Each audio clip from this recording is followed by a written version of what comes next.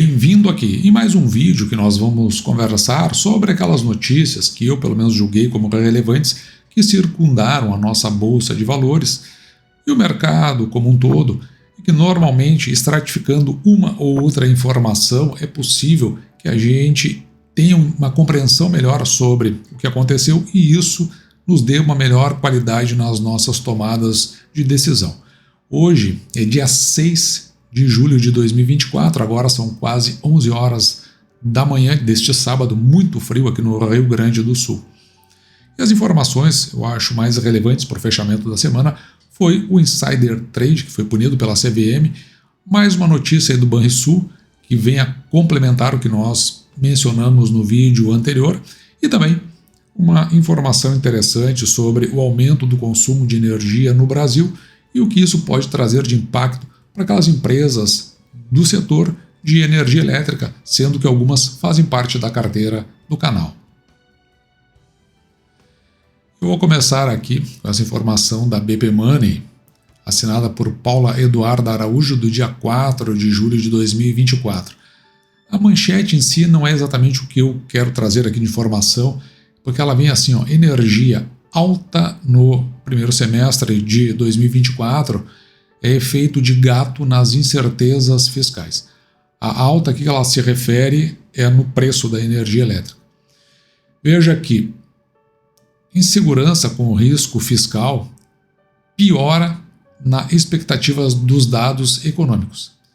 E outros fatores consagram o setor de energia elétrica, como uma base segura de investimentos. Isso porque, claro, é um setor que ele é reajustado por indicadores no nosso mercado.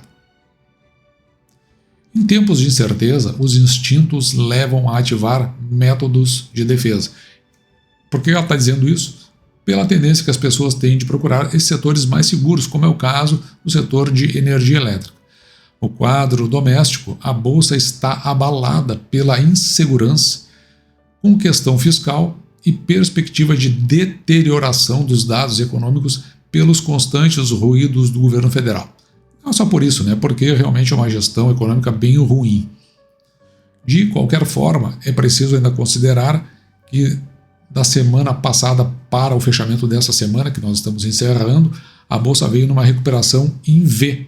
Ela desceu bastante, agora já está subindo, e se nós olharmos, expandirmos o gráfico para 5 anos, você vai ver que ela está lá em cima, mais ou menos andando de lado, ou seja, mais apropriadamente andando de lado do que de fato caindo. E ela vai citar aqui nessa reportagem fatores como o bom resultado da Eletrobras.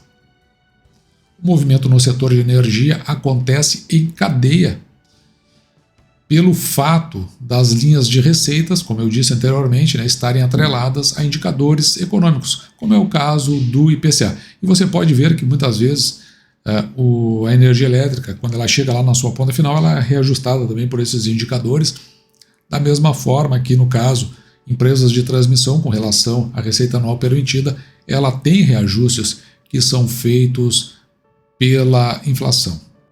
Às vezes pelo IGPM, às vezes pelo IPCA, atualmente mais pelo IPCA. E ela fala aqui, na Eletrobras, que teve o seu papel valorizado em 3,74%, isso graças à estabilidade de suas receitas, garantida pela demanda constante por eletricidade, mesmo em cenário de volatilidade econômica. Essa parte aqui me interessa porque o consumo ele se mantém dentro de um patamar constante, ou seja, não tem redução dentro do consumo. Essa parte que eu marquei em vermelho aqui, contudo, o entusiasmo ele não pegou todas as principais ações do setor, pois a Neoenergia ela caiu 8,34%, ao passo que a ISA ela recuou 0,45%. Aqui está considerando o primeiro semestre.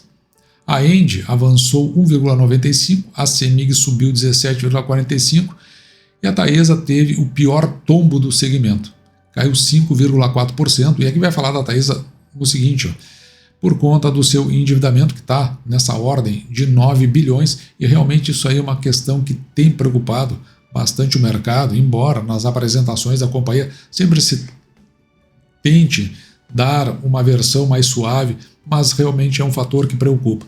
A a saída do presidente da companhia, a troca que não aconteceu. Tem alguns detalhes aí que estão chamando a atenção. Eu achei uma boa medida, pelo menos para esse semestre ou para o ano de 2024, utilizar o resultado regulatório, mas fazer com que os proventos a serem pagos fiquem a 75% do lucro regulatório, me pareceu uma boa medida. A companhia também vem trocando suas dívidas que estavam pela Selic, pelo IPCA. Então tem algumas coisas aí que estão sendo feitas. E também chegou agora a se assanhar para participar do próximo leilão que acontece em setembro. Vamos ver como é que isso tudo vai acontecer, porque isso pode alterar bastante essa visão sobre o preço e daí, neste caso, nós começamos a pensar mais como aqui surgindo uma oportunidade do que propriamente um olhar com desconfiança. E essa questão desses proventos, com uma possível redução, são mencionados aqui nesta parte em amarelo, que eu deixei marcado, caso você queira ir até essa reportagem e dar uma aprofundada. Aumento do consumo de energia incentiva desempenho das empresas do setor de energia elétrica. Aqui, essa parte que eu achei interessante de tudo isso, porque ali tem coisas que nós já sabíamos e já tínhamos discutido aqui no canal.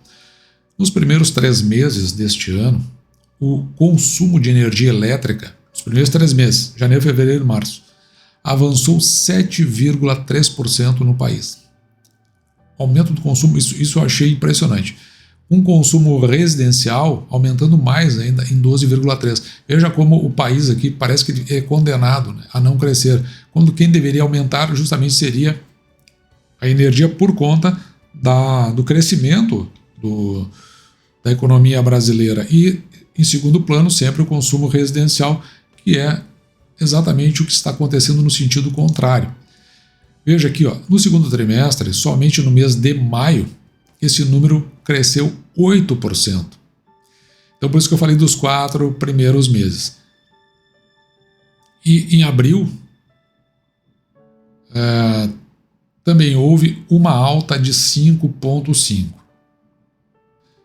Desculpa, eu falei os 4 primeiros meses, né? Os 5 primeiros meses. E segundo os especialistas que foram entrevistados nessa reportagem, né, esse rendimento aqui pode aumentar ainda mais no próximo semestre, sobretudo após a ANEEL ter liberado a bandeira amarela na conta de energia. Então quer dizer que quando ele fala em rendimento é porque com o aumento da energia tem um aumento, evidentemente, com o aumento do consumo da energia tem aumento nos rendimentos. Além disso, tem a questão da bandeira amarela, que, claro, eventualmente pode ser compensado por uma eventual necessidade de compra de energia elétrica das termoelétricas. Lembrando, né, aquele movimento todo que a gente viu da Âmbar, que pertence à IF dos irmãos Joesley e Wesley Batista, e que provavelmente deva vir a pleno aí para poder fornecer energia para o resto do país, pelo menos é o que tudo está sinalizando. De toda sorte, com esse aumento, veja que vai impactar em R$ 1,88 por cada 100 megawatts por conta daquela bandeira amarela. E aí, consequentemente, né, haverá um impacto nas contas de energia elétrica e, consequentemente, na receita daquelas companhias ligadas ao setor. Um assunto secundário, que está aqui no Poder 360, eu trouxe apenas para um descargo da minha consciência, porque isso pode ter um impacto mais lá na frente.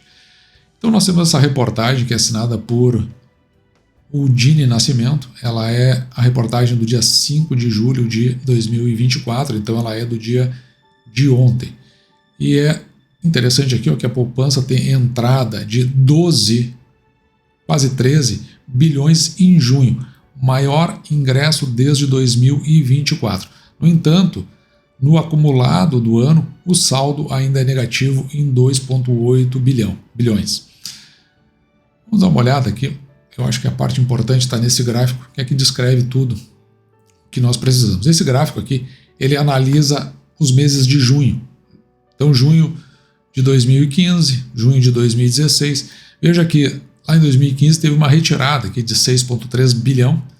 Lembrando, né, o que foi 2015 e 2016, o Brasil entrou naquele processo de recessão, talvez a maior recessão da sua história, com os governos, e o que levou ao impeachment da presidente Dilma. Depois começou a entrar recursos na poupança de novo.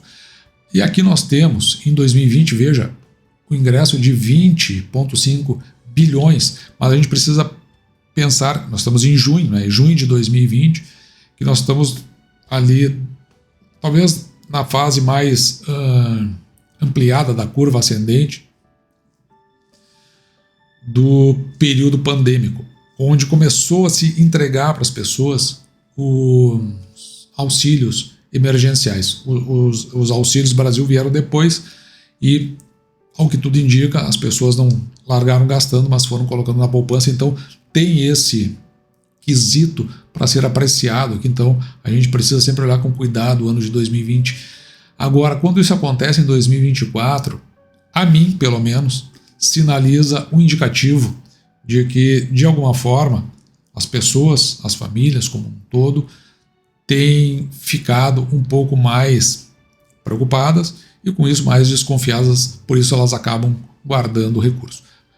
É uma primeira visão, eu não sou fechado nessa ideia, mas é o que está nesse momento me sinalizando. E isso, para mim, só é amenizado porque no acumulado de 2024, o que houve foi, no total, uma retirada de quase 2,8 bilhões. E aqui a gente pode, né, imaginar o que esses 2 anos aqui de 2015 e 2016 podem nos trazer aí de sinalização. O importante, assim, que eu vejo nessa história é que, se a economia ela fica pujante e sendo a poupança talvez o pior dos investimentos, a tendência até poderia estar andando nesse sentido aqui, de uma retirada. Porém, o que acontece aqui é que essa retirada tinha que ter uma migração para outros investimentos mais significativos. Mas parece que tem uma precaução aqui por trás. É o que estou tentando fazer uma interpretação, né? Então sou fechado nela, e que talvez no futuro nos leve para este caminho aqui. Tomara que isso não aconteça, tomara que eu esteja totalmente enganado nessa visão e que ou se estabilize ou entre num princípio inicial de pujança na nossa economia, porque isso me parece é o melhor para o país. Eu não torço no sentido contrário, e que pese eu não tenha nenhum apreço por esse governo. De qualquer forma, fica a indicação de uma possibilidade.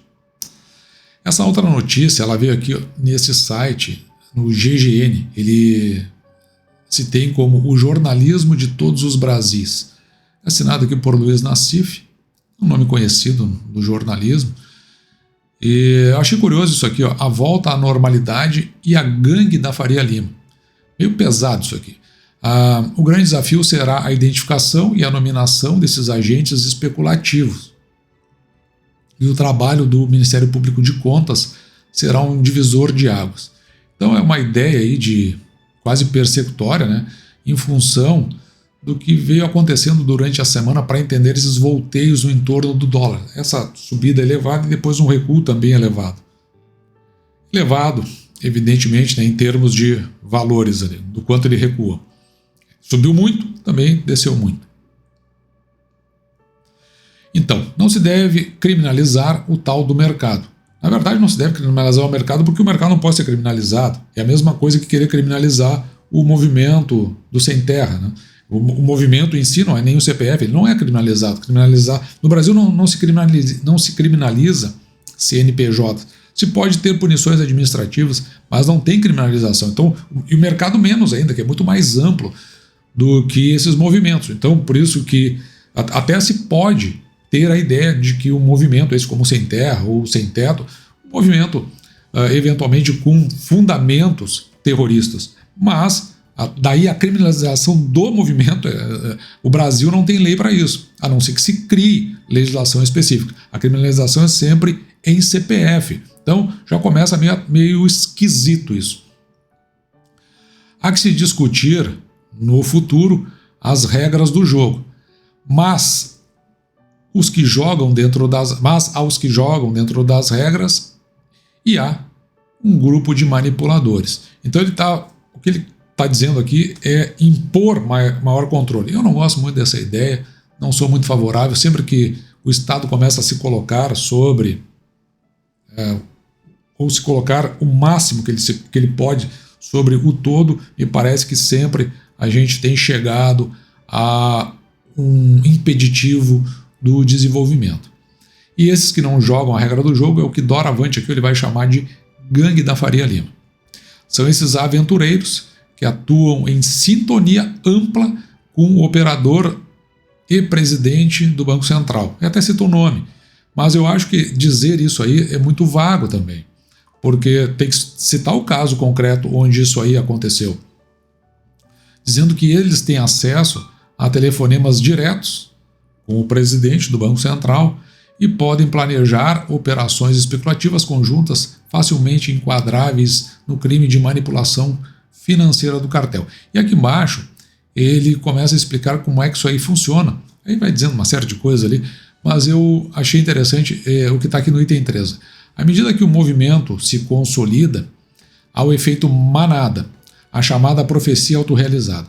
Então ele está dizendo que lá as pessoas anteriormente se combinam, mais ou menos sabem o que vai ser dito, mais ou menos sabem o que vai acontecer, tem as informações privilegiadas, e a partir daí, quando começa a ir para a mídia, quando isso começa a se tornar evidente, as pessoas começam a tomar suas decisões. Por isso eu faço esse tipo de vídeo, né? Ou seja, estou colhendo essas informações específicas. Por exemplo, houve essa movimentação do dólar, eu não disse absolutamente nada sobre isso, para mim era só um movimento especulativo. E aí, o que acontece? Quando começa a ocorrer o efeito manada, os especuladores começam a ver a profecia realizada. A instituição séria sabe que os fundamentos da economia são sólidos. Não são.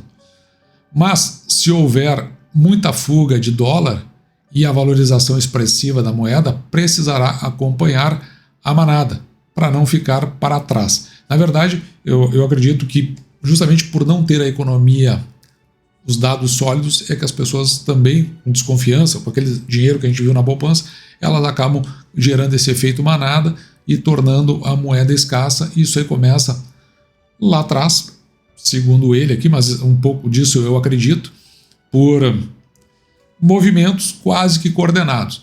Mas isso, na minha visão, não exclui principalmente quem ele coloca aqui no meio do jogo, né? Que é o atual colocado à frente do executivo.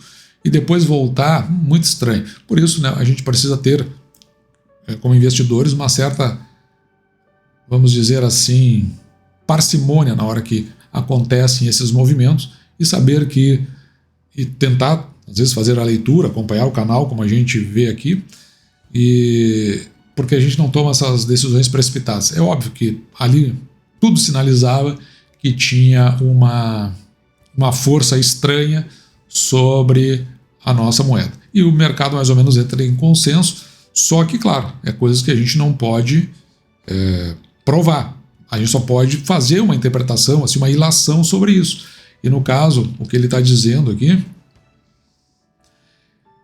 eu acho que ele aprofunda muito mais sobre isso. E eu não tenho a convicção de que seja por conta... Porque quando fala da Faria Lima, que é a rua, tem os grandes banqueiros. Esses aí eu até levo em consideração, mas a Faria Lima como um todo também é muito forte de fazer esse chamamento. Eu acho que o entorno ali, os que estão muito mais na questão da ostentação, que é o que eu não gosto deles, do que dentro do processo de manipulação.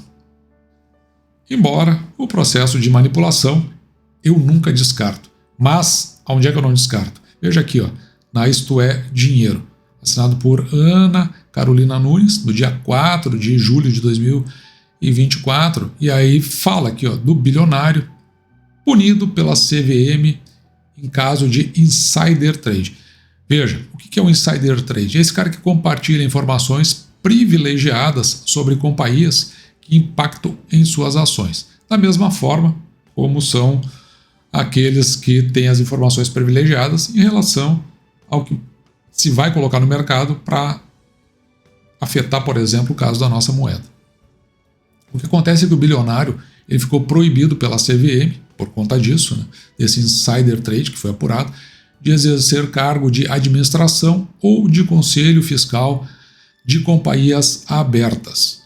Mas a história toda está aqui, se você quiser, você pode se aprofundar em tudo que aconteceu. Então a fortuna do bilionário é estimada aqui em 3,8 bilhões, ele é até um pouquinho menor que o que é estimado para o seu Barsi. Isso aí está na lista da Forbes, e ele fundou esse grupo Bom Sussex. Então veja aqui, ó, no final de maio, a Bom Sussex adquiriu um total, essa aqui é a parte que me interessa. A história como um todo eu deixo para você, tá?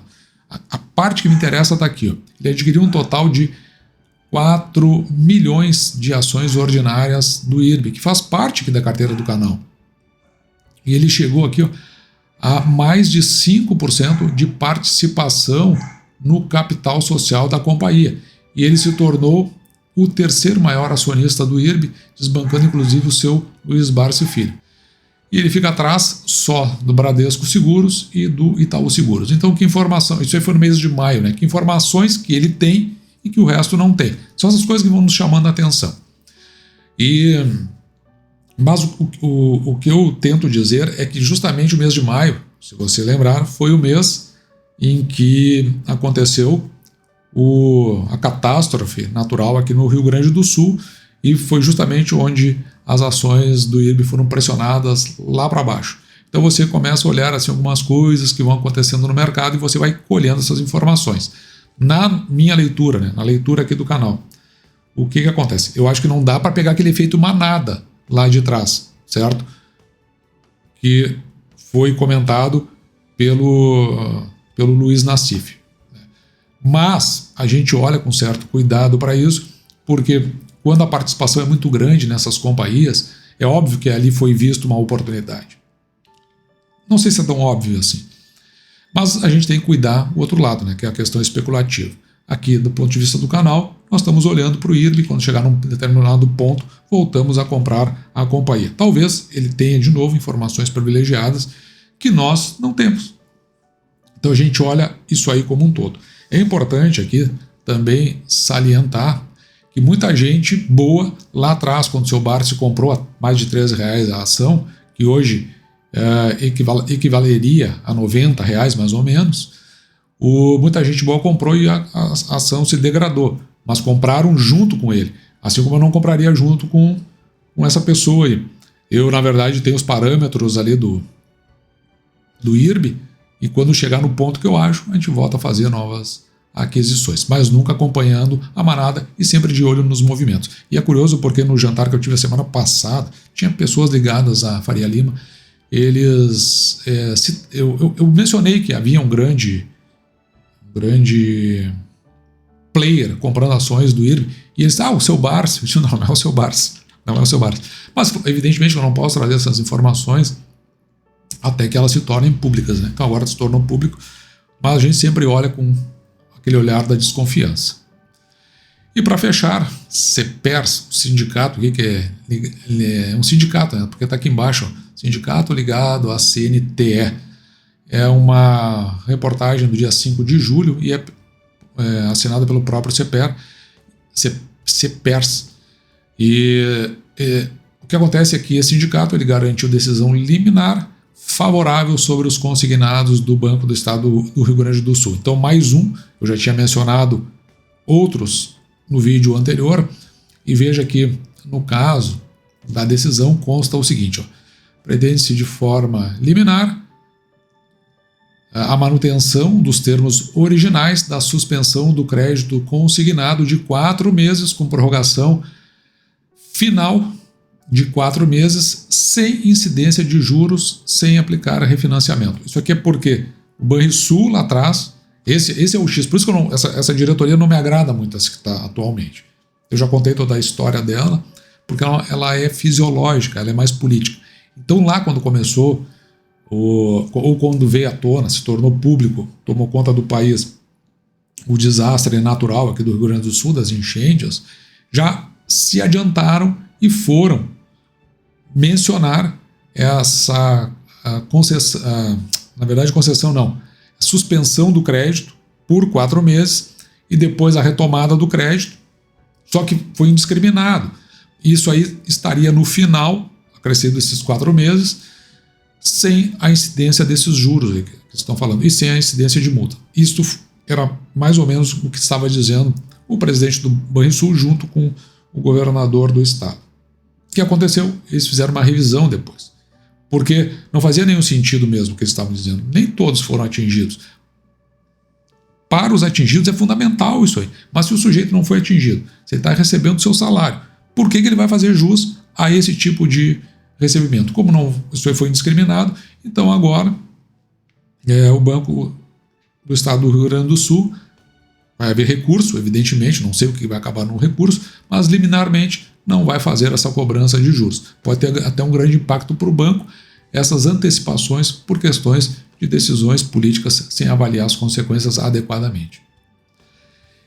E assim, passamos por todas essas informações, pelo menos as que eu julguei mais relevantes, para a gente olhar como um todo. Nós como investidores, eu entendo, é importante que a gente saiba essas informações por conta das decisões que nós vamos tomar. Veja que qualquer coisinha que a gente releve ou coloque em segundo plano pode acabar nos levando a tomar decisões inadequadas para a nossa carteira e, consequentemente, a gente arcar com algum prejuízo ou alguma informação desfavorável ou até alguma frustração no futuro. Por isso a gente precisa fazer toda essa composição.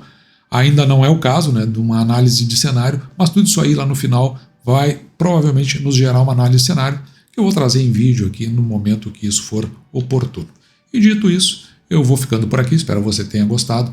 Me despeço de você, desejando que você fique com Deus e deixando, como sempre, meu grande abraço.